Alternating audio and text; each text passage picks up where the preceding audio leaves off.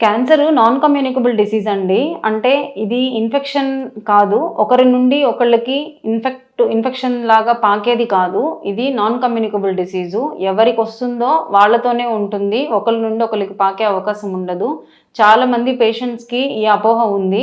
Treatment చేసుకునేటప్పుడైనా కానీ, లేకపోతే ఆ జబ్బు వచ్చిన వాళ్ళు కానీ, వాళ్ళతో పాటు వచ్చిన అటెండెంట్స్ కామన్‌గా అడిగే క్వెషన్ ఏంటంటే, మా పేషెంట్‌కి ఇప్పుడు క్యాన్సర్ ఉంది కదా! వాళ్ళతో మేము ఉండొచ్చా? వాళ్ళ నుంచి మాకు వస్తుందా? మా పిల్లలు వాళ్ళతో కలిసి ఉండొచ్చా? వాళ్ళతో పడుకోవచ్చా? అని అడుగుతారు. ఈ పేషెంట్‌కి చేసే ట్రీట్మెంట్ వల్ల కానీ, లేకపోతే ఆ వచ్చిన జబ్బు వల్ల కానీ, వాళ్ళ ఫ్యామిలీ మెంబర్స్‌కి ఎలాంటి రిస్కు ఉండదండి. అలానే పేషెంట్స్‌కి ట్రీట్మెంట్ జరిగినప్పుడు కానీ, లేకపోతే పేషెంట్‌కి క్యాన్సర్ ఉందని నిర్ధారణ అయినప్పుడు కానీ, ట్రీట్మెంట్ అయిపోయిన తర్వాత ఏ దశలో అయినా కూడా ఫ్యామిలీ మెంబర్స్ కానీ, అప్పుడే పుట్టిన పిల్లలైనా కానీ, ప్రెగ్నెంట్ లేడీస్ అయినా కానీ, ఏ ఫ్యామిలీ మెంబర్ అయినా పేషెంట్‌తో పాటు కలిసి ఉండొచ్చు. కలిసి ఫుడ్ షేర్ చేసుకోవచ్చు. వాళ్ళతో పడుకోవచ్చు. వాళ్ళతో మాట్లాడొచ్చు. అన్నీ చేయొచ్చండి. పేషెంట్స్‌కి, అటెండెంట్స్‌కి ఈ అపోహలు చాలా కామన్‌గా ఉంటాయి. ఈ అపోహలు అవసరం లేదు. పేషెంట్ నుంచి ఫ్యామిలీ మెంబర్స్‌కి ఎలాంటి ఇబ్బంది ఉండదు.